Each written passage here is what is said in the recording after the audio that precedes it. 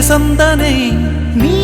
பாதி நான் பாதியாய் கோர்க்கின்ற பாசந்தனை